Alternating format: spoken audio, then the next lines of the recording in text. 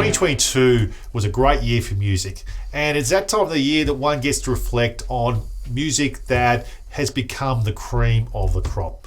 Indie Miners is no exception to this, and we're looking today at 2022's top 5 best albums of the year. Hello to you, Al. Well, this is like Christmas, right? Good morning, mate. Yeah, look, it's a really awesome time of year to have a look back actually on all of the albums that we've enjoyed this year. For those interested in the albums that weren't so good, they might want to click the link at the end. But very much looking forward to getting to the top 5 albums of this year, mate. Do you want to start us off?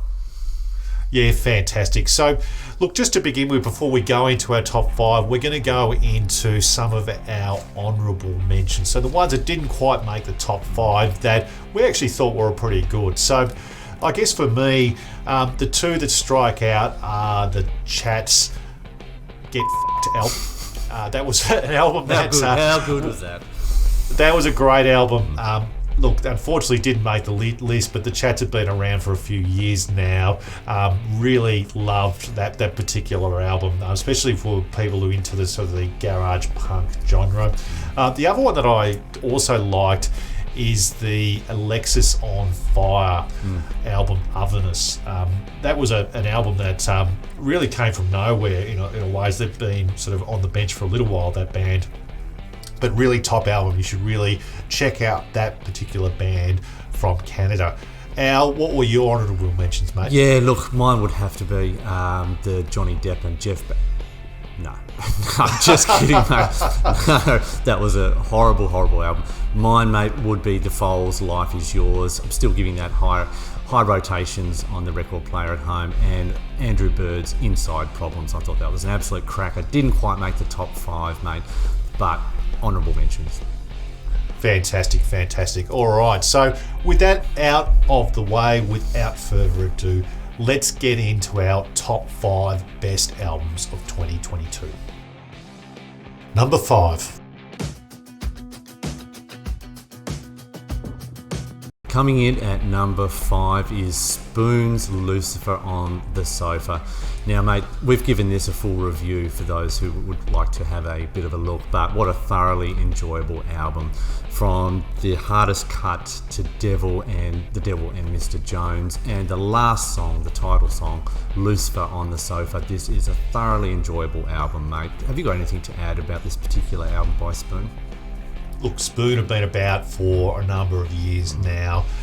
This one is a little bit heading back into some of their earlier stuff, so they did get a little bit dancey in some of their albums. So, but this is a sort of a return to some of those earlier sounds. Really good album. If you like Spoon, especially the classic Spoon albums, you should really give this one a try. Number 4.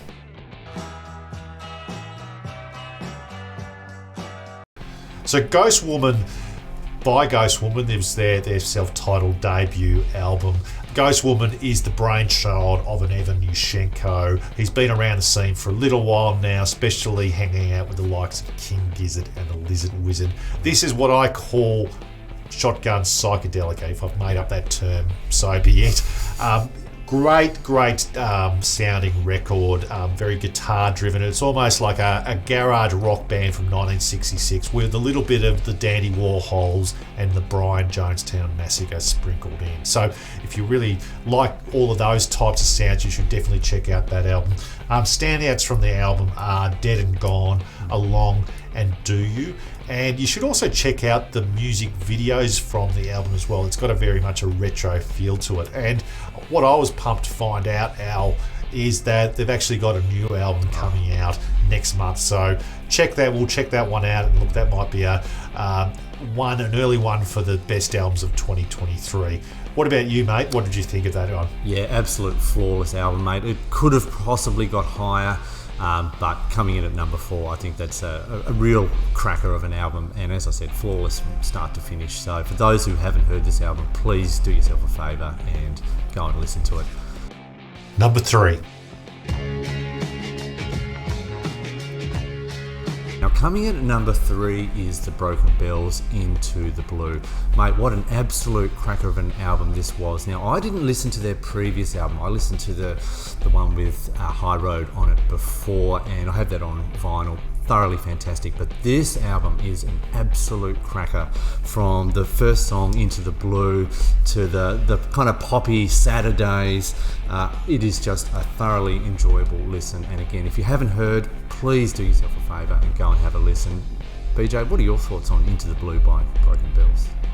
Yeah, the Broken Bells have been great for me. Like, I think that it was, this is their third album.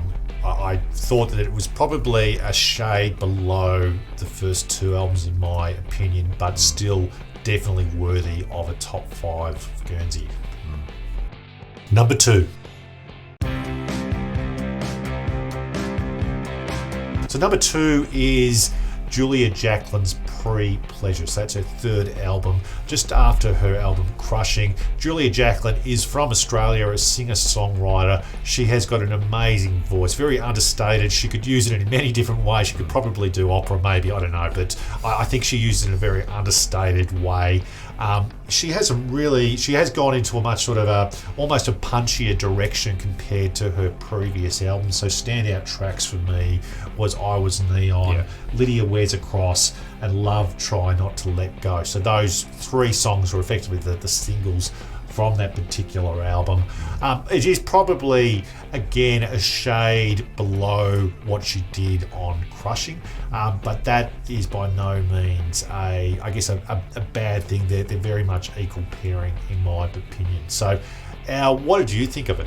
Yeah, look, it's pretty hard coming off the back of the album Crushing and the amount of touring that Julia had done. And as I mentioned in the previous video, she does like kind of working under pressure, and she has produced a really, really good, solid album. The 3 singles that you mentioned I thoroughly enjoyed, as well as the whole album.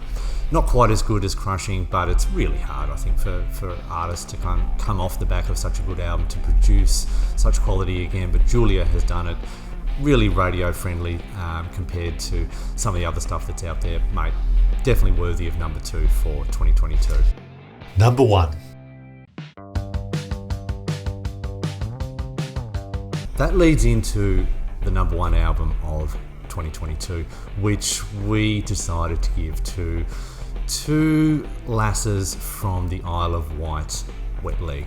Self-titled album. What an absolute belter of a debut album, mate. From the first song, Being in Love, Chaise Lounge, Angelica, Wet Dream. The singles and the songs are just epic. It is a flawless debut album, and it's absolutely worthy of number 1 for me, mate. What do you think?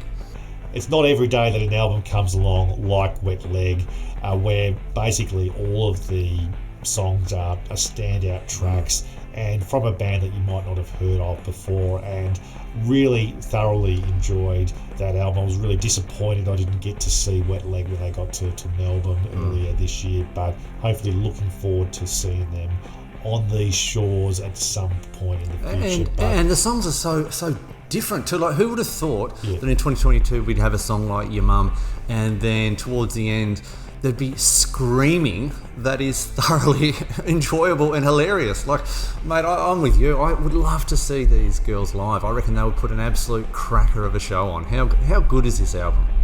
Yeah, and look, and seeing them on YouTube also live has been just really enjoyable. You can see that they get along really well, and I think that chemistry really comes out in that music. So I'm really hoping that carries forward into better albums, new albums in the future. Let's see. That doesn't always happen, unfortunately, with bands, but I definitely think that this was the standout for the year. It was hands down the best album for the year, in our opinion. So that wraps things up for the top 5 best albums of the year. Please let us know if you agree, disagree in the comments, and we'll see you next time. That wraps up another episode of Indie Miners. Please look to subscribe to the channel, follow us on Twitter, and let us know if there's an album you would like us to look at. So until next time, bye for now, and thank you for watching.